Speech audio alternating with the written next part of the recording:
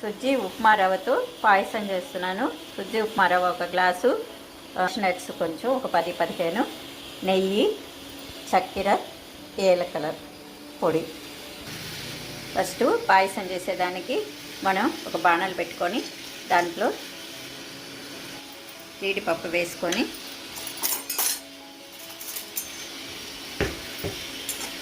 బాగా వేయించుకోవాలి. వేయించుకొని మనం తీసి పెట్టుకోవాలి.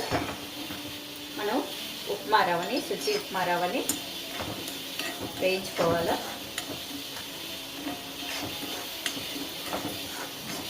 రవ్వ బాగా వేగిపోయింది. రవ్వ పక్కన పెట్టి మనం ఏ గ్లాస్తో తీసుకున్నామో రవ్వ ఆ గ్లాస్తో 3 గ్లాసులు వాటర్ తీసుకున్నాను. అది రవ్వ దీంట్లో వేసిన తర్వాత 2 గ్లాసుల పాలు వేస్తాం. 2 గ్లాసుల పాలు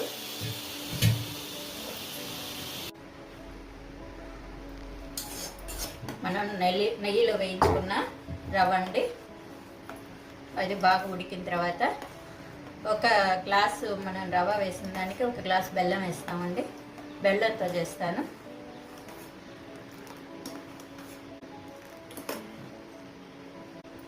ఈ గ్లాస్తో బెల్లం వేసానండి. బెల్లం బాగా కరిగిన తర్వాత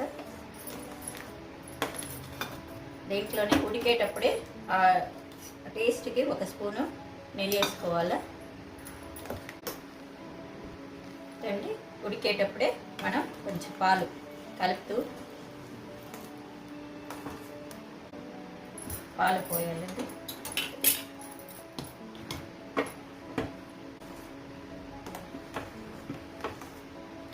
వారికి నైవేద్యం పెట్టచ్చు శుక్రవారం పూట కూడా.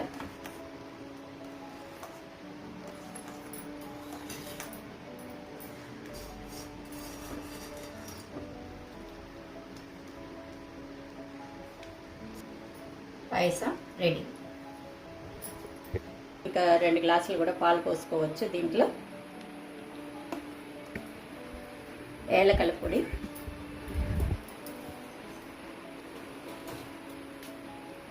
ఏలకాయ పొడి 1 అర స్పూను.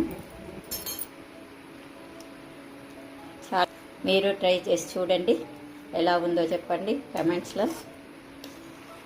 Thank you.